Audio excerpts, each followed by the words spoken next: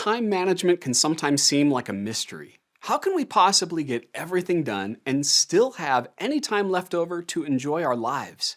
There is a solution, and it's surprisingly simple, but it takes more than just learning a few tips. By changing how you think about time and developing new habits, you can regain control permanently.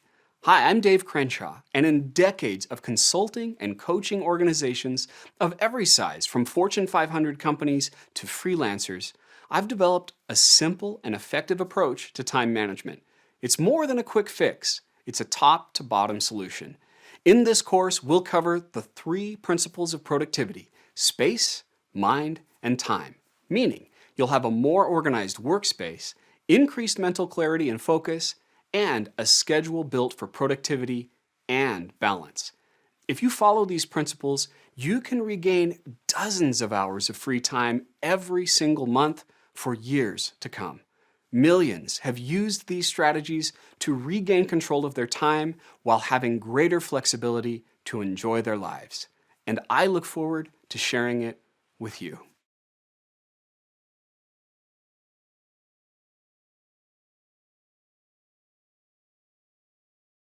This course has helped many learners permanently improve their time management skills.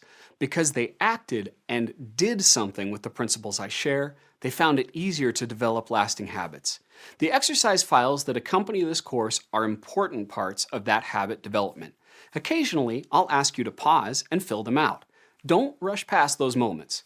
Please download the exercise files now so you have them on hand. It helps to print them out because they're a bit easier to follow along as you handwrite your responses, but they're also form fillable as well if you want to use them on your computer. Now, let's get started.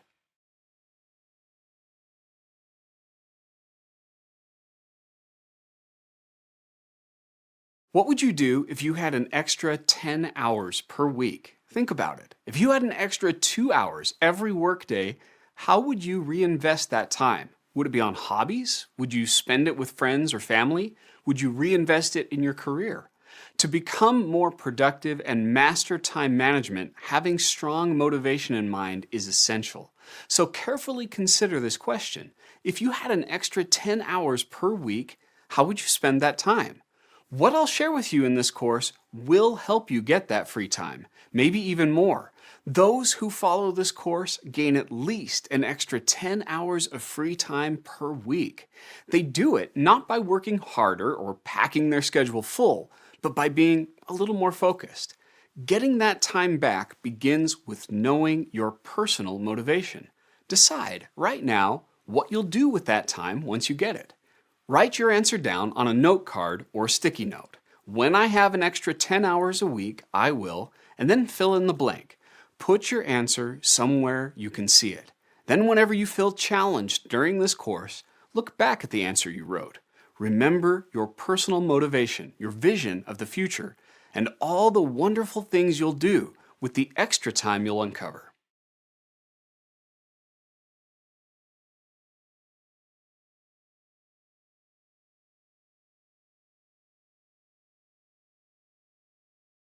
Improving time management begins with understanding your tendencies. Do you favor focus or chaos?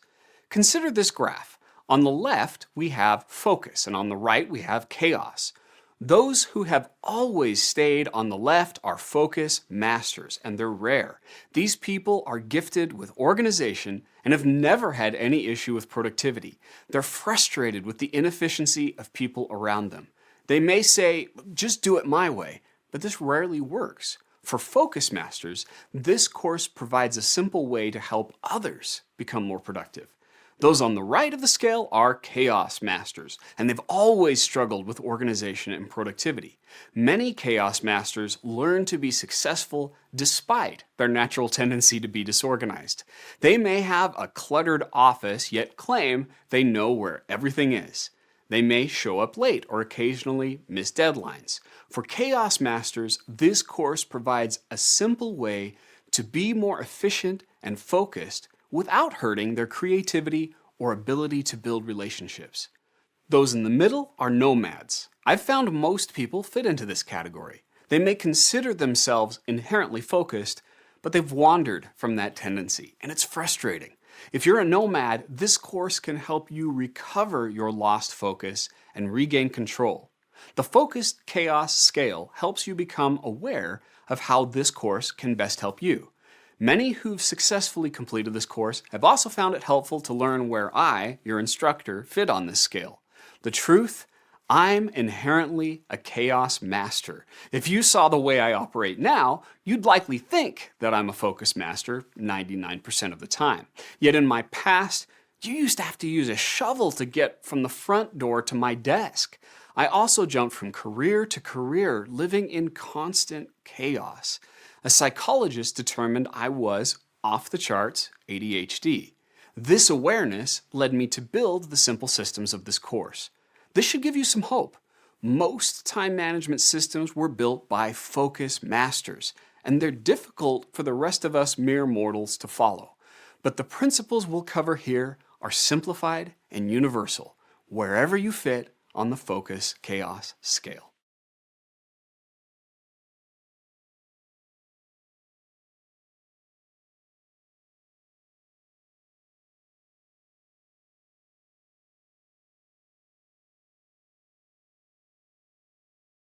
Many people who complete this program experience a near permanent boost in productivity.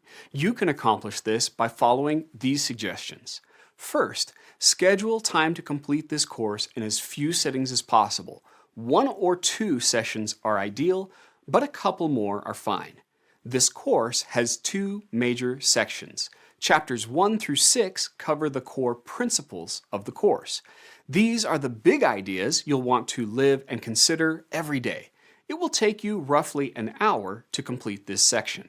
Chapters 7 through 10 are the action section. These chapters are very hands-on. You'll start digging through your workspace, your email, calendar, and more to set up your system. These will take a couple of hours at minimum, maybe a few more depending on how chaotic things are for you right now. Block out time in your calendar to complete these sections.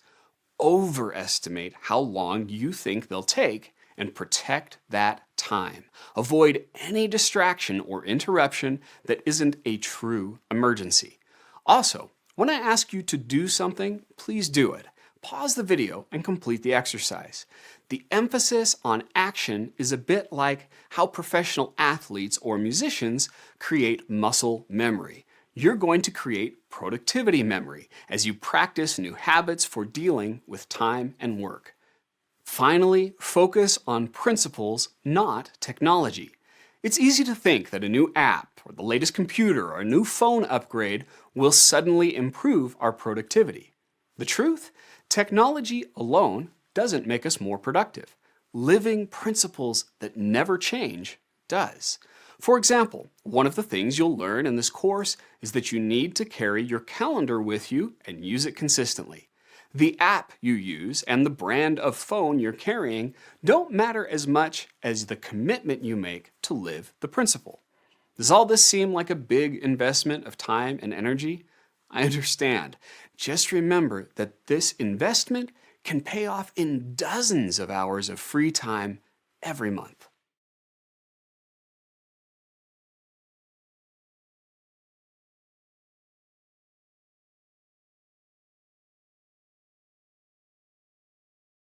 Ironically, the biggest obstacle to effective time management is a behavior many believe makes them more productive: multitasking. Attempting to multitask may feel effective, but it's actually counterproductive. In fact, it doesn't really exist in the way most people think of it. In my book, The Myth of Multitasking, I explain that what's occurring is either backtasking or switch tasking. You backtask when something that doesn't require your attention occurs in the background, like bread baking in the oven while you make a salad. Backtasking can be productive, but most people who think they're multitasking aren't backtasking, they're switch tasking. Switch tasking occurs when you try to do 2 or more attention-requiring tasks at the same time, like trying to watch this video while you're sending a text message. Switch tasking is a thief. It robs you of time, money, and your mental and emotional health. Let's experience switch tasking firsthand with a little exercise. To prepare, you'll need a pen or a pencil and a piece of paper. You can either print out the exercise file or simply draw 3 lines across a piece of paper. This gives you 4 empty rows. This exercise is timed, so don't start until I say go. You're going to copy this phrase in the first row. Switch tasking is a thief. Then in the second row, you'll write the numbers 1 through 21, one number for each letter in the phrase. Make your paper look like what you see on the screen. Got your timer, pen, and paper in front of you?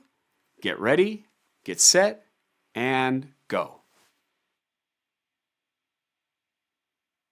Now we're going to do this again, but we're going to simulate switch tasking. You're going to copy the phrase, switch tasking is a thief, in the third row, and all the numbers 1 through 21 in the fourth row. But this time, for every letter that you write in the third row, you're going to write the corresponding number in the fourth row. So you'll write S and then 1, W and then 2, I and then 3, and so on until you again fill up the third and fourth row. Get your timer, paper, and pencil ready. Get set, go. Notice the differences? This exercise highlights a primary goal of this course, to help you reduce attention switches as much as possible. Why? Because the biggest obstacle to effective time management isn't that we lack enough time to get things done. It's that we're trying to do too many things in the time we have available.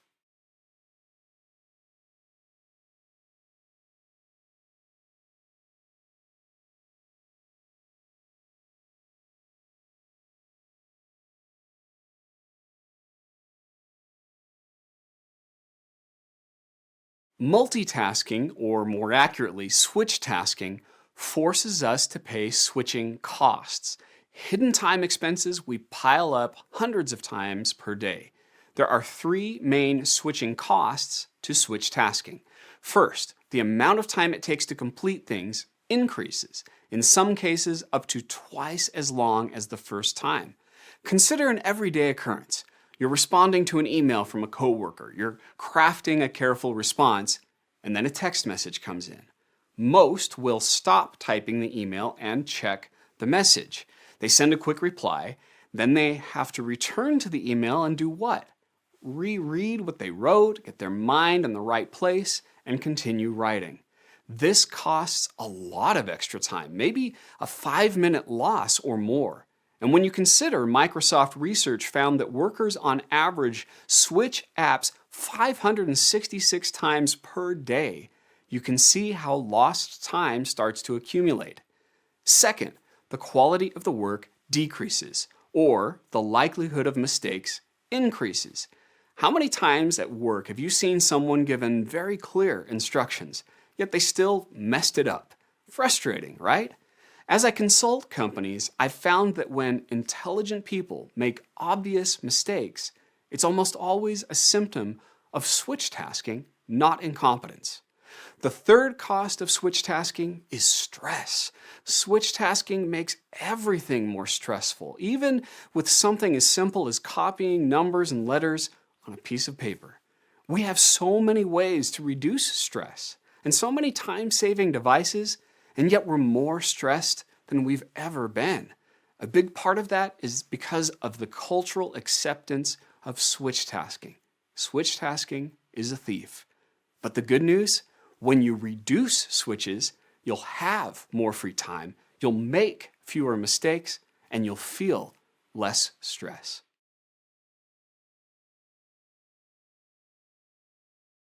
Three principles of productivity influence your success and well-being: space, mind, and time. Space refers to your physical and digital workspaces. When you reduce workspace chaos, you improve your focus and gain more free time. Most people experience a lot of chaos and lose a great deal of time because they have too many gathering points, places where incomplete stuff gathers. Gathering points can be physical, such as piles of paper or messy drawers, or digital, such as an overflowing email inbox. We're going to reduce your number of gathering points. Mind refers to your ability to stay focused. When you reduce distracting thoughts and interruptions, you're free to do your best work. Many people experience near continual distraction throughout their day. Unresolved tasks and projects create a lot of self-inflicted switch tasking. Don't use your mind as a gathering point. Think about the last hour. How many times did you mentally interrupt yourself? This is inefficient and it's stressful and a recipe for mistakes. Reducing interruptive thoughts will save time and improve the quality of your life. Some of my clients have even said it's helped them sleep better. And time refers to the schedule you create for yourself. When your calendar is focused on what's most valuable, you'll grow in your career and feel greater balance. Ideas and opportunities compete for your time every day. Those who are most productive make conscious choices about where they will focus their time. They focus on their most valuable activities, or what I call MVAs. They also create boundaries that protect their attention. The more you focus your schedule on these MVAs, the more valuable you become in your career, and that leads to greater freedom. At this moment, which of these three principles, space, mind, and time, is your strongest? Which is your weakest? As you go through the course, focus your attention on the greatest opportunity for growth.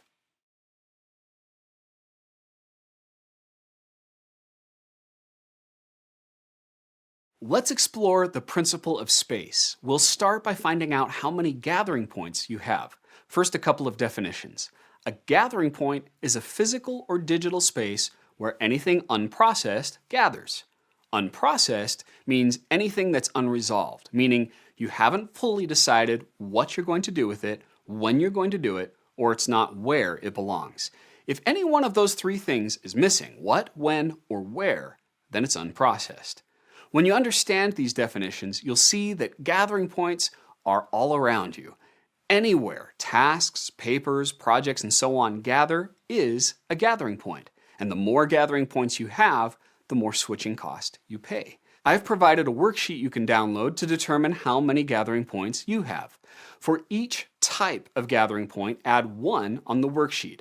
In the example, at the top of the worksheet, you'll see email inboxes. So if you have 3 email inboxes, such as personal, work, and a hobby inbox, then the number you put there would be 3. For desk areas, if you have 2 piles of paper on your desk, then you would write 2, and so on. Pause this video now and complete the Gathering Points worksheet.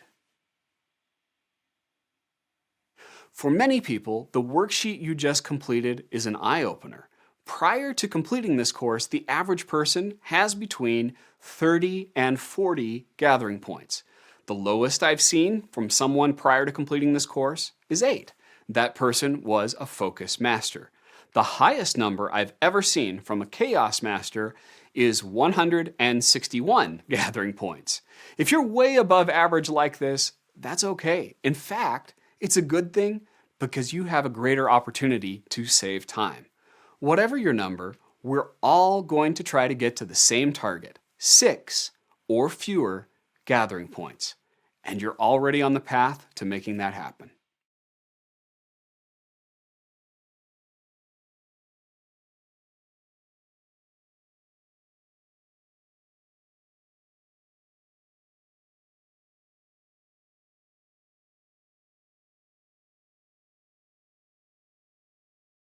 To reduce the amount of switch tasking in your day and improve your focus, strive to have 6 or fewer gathering points. Now 6 isn't a magic number. You may have more gathering points or fewer.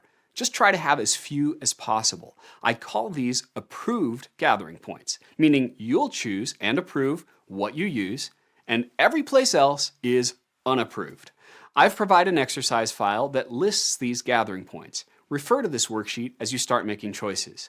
The first gathering point is a physical inbox. This is where you gather physical, unprocessed objects. This includes paperwork, receipts, even cables, anything that hasn't been put away.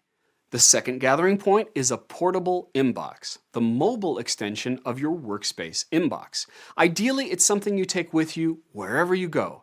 It's not the whole briefcase or planner, but one spot or pocket within that. The third gathering point is your notepad, either digital or paper. Use whatever works best for you. Notepads capture both general notes and unprocessed action items. The fourth gathering point is one email inbox.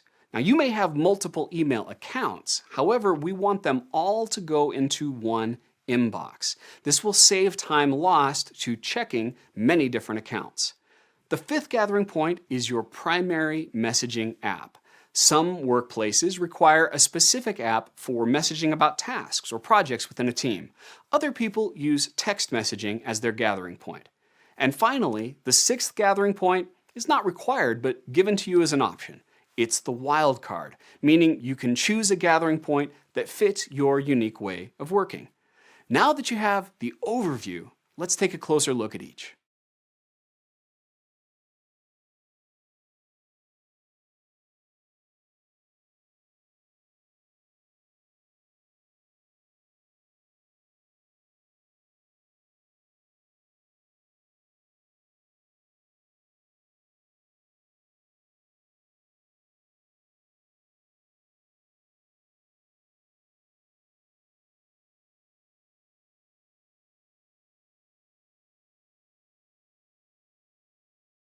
Your inbox is a powerful tool for keeping your workspace organized. Choose one large physical inbox to be the gathering point for all unprocessed physical items.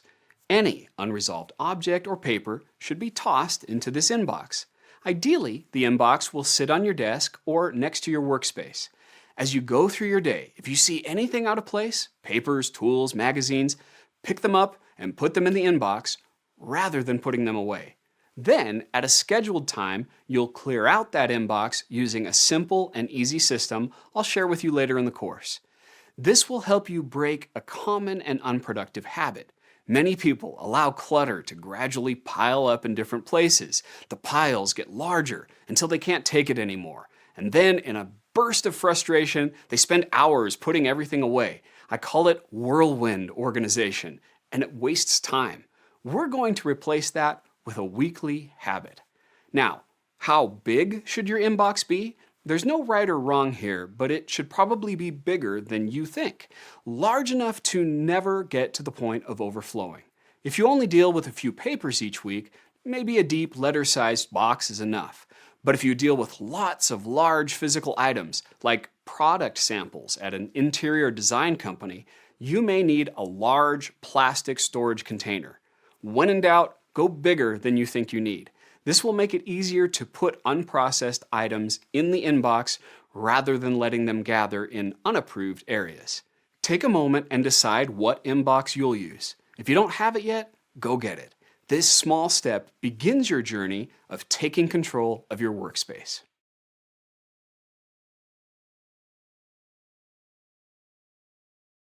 The second gathering point you'll choose is one portable inbox. This is the mobile extension of your physical inbox. You take it with you when you're out and about. As much as is reasonable, carry this with you.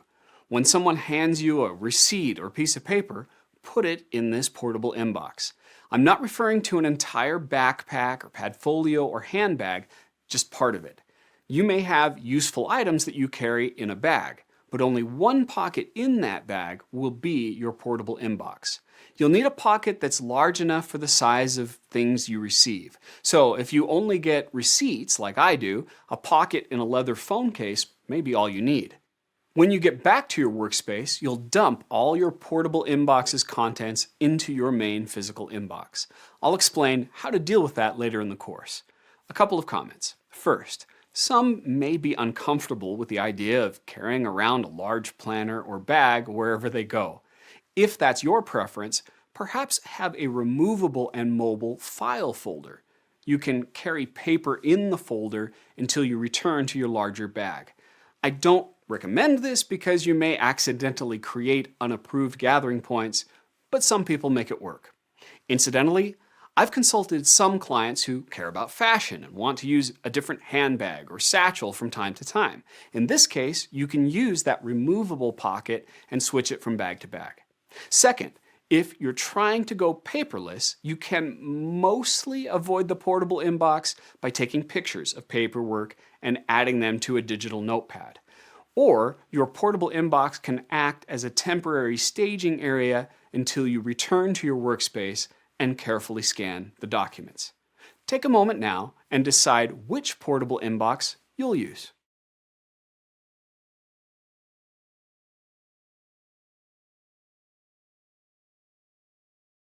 A notepad is a flexible gathering point you carry at all times to jot down ideas, notes, and action items. The notepad is unique in that it combines written information with unprocessed action items. There are two main options, digital and paper. Choose one or the other. Many tablets or phones allow for handwritten or quickly typed notes into a notepad app. I currently use a digital notepad on my phone to gather short notes, take pictures, or record voice or written notes to myself. I recommend choosing an app that syncs your phone, computer, and cloud together. Otherwise, you may end up accidentally creating unapproved gathering points. Some of my clients alternatively prefer the feel of a paper notepad. If you use a Padfolio, you can combine your notepad with your portable inbox and carry both gathering points with you. Others have success with a very small notepad they carry wherever they go. Whatever you choose, only have one active notepad at any time. Keep in mind a few best practices. First, because notepads will often combine information with tasks, be sure to indicate action items by using a symbol of some kind. In my case, I use an open checkbox, which lets me know that I need to process it. Second, if you're using a paper notepad, get in this habit. Every time you return to your office, rip off all the pages with any notes and put those pages into your physical inbox. This practice reduces switch tasking and ensures you don't miss action items. Last, after you process action items from note pages, archive them if they have any useful information. This is true for both paper and digital notes. Take a moment now to decide what kind of notepad gathering point you'll use.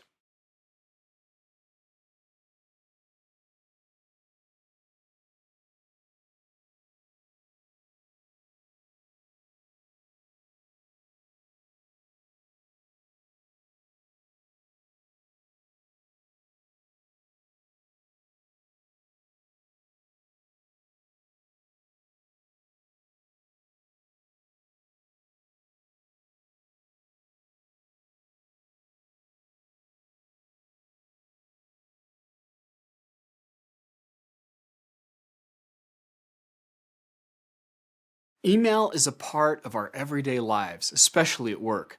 We can start taking control of it by reducing the number of apps we use for email.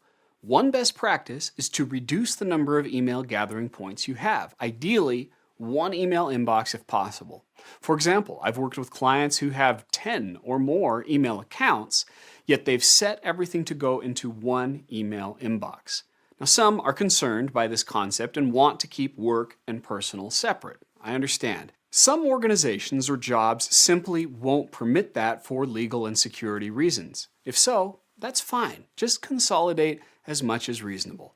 The fewer gathering points you have, the less switching cost you'll pay, which leads to more free time and greater focus. Even if you go from 5 email gathering points to 2, you'll experience a big productivity boost.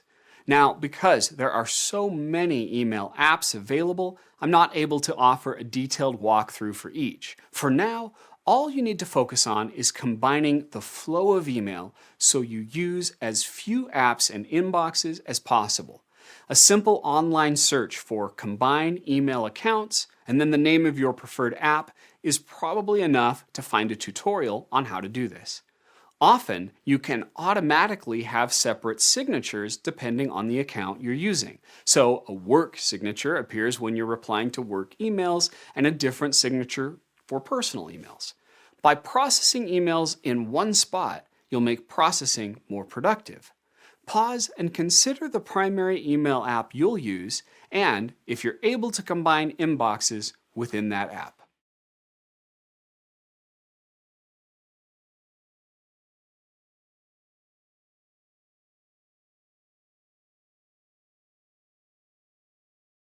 Messaging has become critical to our productivity. Many love it for the speed of communication it offers. Unfortunately, with that speed comes an abundance of switch tasking. A study by Rescue Time found that workers can only focus for about 6 minutes until they check instant messages or email. That's 10 times per hour. You can reduce attention switches by reducing the number of messaging apps you use and how often you check them. Even if you check your messaging app every hour, on the hour, you're still significantly reducing switch tasking. If you're a freelancer or entrepreneur on your own, then choosing to not use multiple apps is simple. But if you're working for an organization, this may require a friendly, open conversation with your team about the apps you're using. See if you can reduce an app or two, as well as set expectations for reply times. You may also need to have a separate app for true emergencies. For example, a company may use an official chat for projects and tasks, but reserve text messages for emergencies only. If your workplace uses a second app, you can consider that a wildcard gathering point. Yes, it might bring your total above 6, but that's less distracting than mixing time-flexible messages with true emergencies. Be aware that if a work conversation becomes more involved than a quick answer or two, it's probably more productive to switch to a phone call. You'll end up paying far less switching cost. Also be aware, many messaging apps, especially on social media, allow for routing messages to another approved gathering point, such as email. You can do a search to see if your app permits that. Take a moment to choose which messaging app you'll use as an approved gathering point.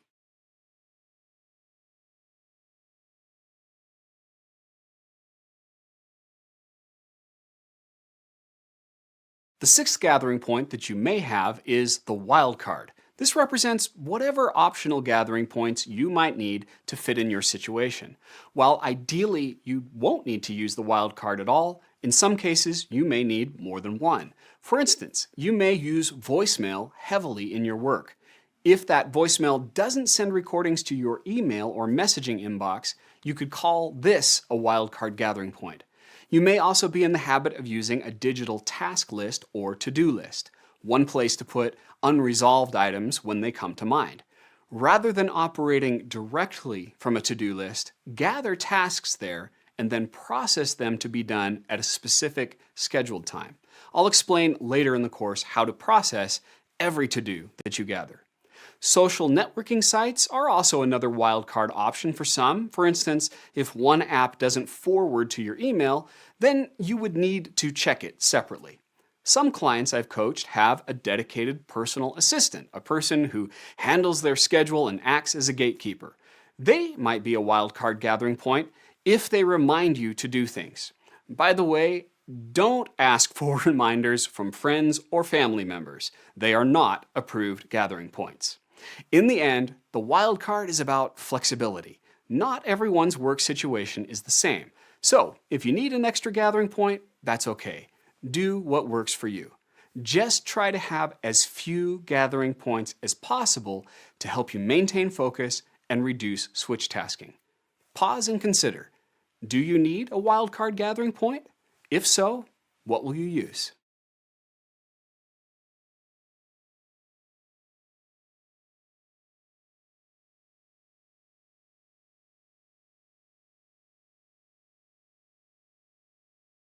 Should you separate work and personal gathering points? In other words, should you have two of each kind of gathering point?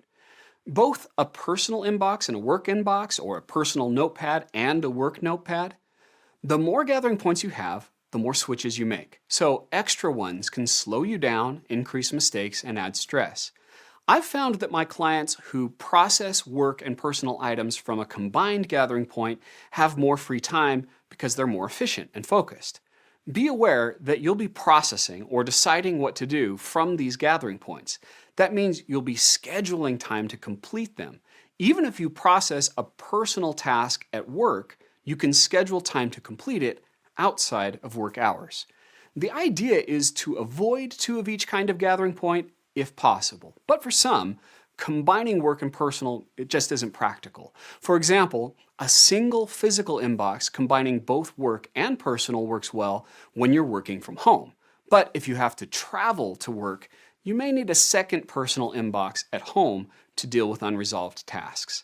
Or with email, your work may require you to separate work and personal inboxes for legal or security reasons. It's okay if you need to separate a few gathering points. 6 or fewer is the ideal, but a couple of extra won't hurt you. If you're like most people and had between 30 and 40 gathering points when you started, even dropping down to 10 will be a huge time saver. Your ability to save time will increase if you can combine work and personal gathering points, and 6 or fewer is the ideal. But even if you need to double up, you can still succeed.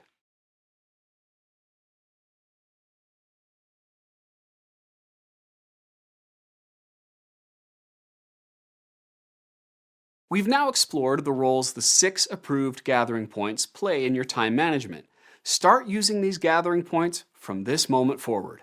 If you haven't done so, pause the course and decide which gathering points you'll approve using. I recommend having the gathering point selection worksheet on hand. Decide which specific tool you'll use for each: your physical inbox, your portable inbox, your notepad, either digital or paper, your email inbox, and your messaging app. Then also add a wildcard gathering point or two if necessary. All of these gathering points exist for one reason: for you to put things in them.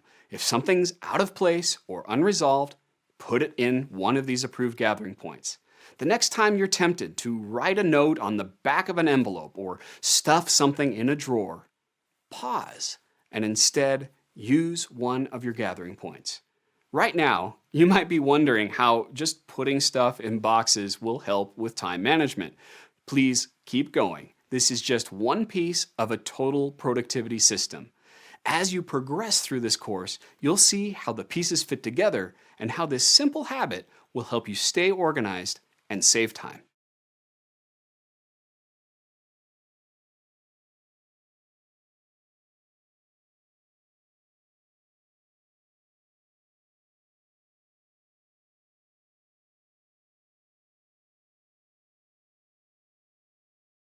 Now, let's explore the second principle of productivity: mind. Specifically, having a clear mind, a mind uncluttered with to-dos, action items, and unresolved concerns.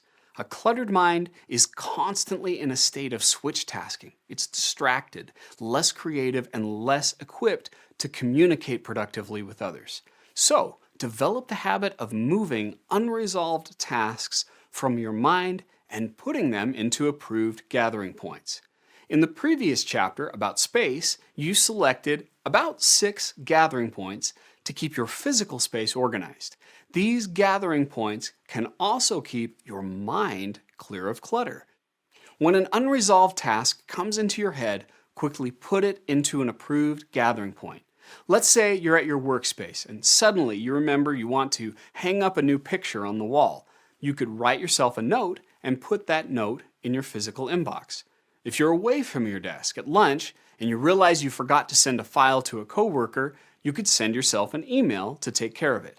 Maybe you're driving and you think of a project you need to work on at home. At a safe place to stop, you could dictate a message to your digital notepad. Use whatever approved gathering point works best for you in the moment. Just get the thought out of your head because your mind is not an approved gathering point. Over time, you may find that some gathering points work best for you. I find I'm most effective when I'm processing email, so I'll often email myself when these thoughts pop up. Play to your strengths. You can start using this habit right now. Did something come into your mind that was unresolved while you were watching this video? Put that thought into an approved gathering point right now. The more you practice this habit, the more your brain will become focused, creative, and ready to communicate.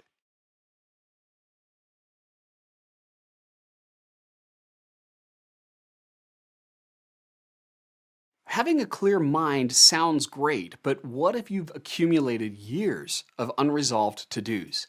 You'll want to do an initial mind clearing using the mental triggers exercise file.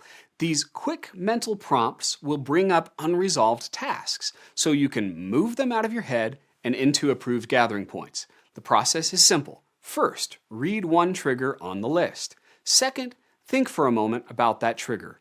Third, if any tasks come to mind, write them down and put them in an approved gathering point. Fourth, move to the next trigger and repeat. If nothing comes to mind when you read a trigger, that's fine. Just move to the next item on the list. It's like mining for gold. As you go through the list, often nothing will come to mind, but occasionally you'll hit a rich vein of unresolved tasks, a mental list, and you'll mine it for a while. Let's do a practice run together. Get your favorite gathering point ready, such as a notepad. I'll read some random triggers for you to think about. Write any unresolved task down in your gathering point. Ready? Let's begin. Filing. Gathering points. Areas to organize. Computers. Phones. And apps. How many items did you write down? Now you've got an idea of how this process works. In the next week, schedule an hour to go through the full list. I recommend finding a partner to help you. Having someone else read the list aloud will help you stay focused. Perhaps find a couple of hours where you can go through the list for each other. And if that's not an option, you can still do this by yourself. This simple mind-clearing activity leads to a feeling of relief. It's powerful, and it frees your mind to help you be at your very best.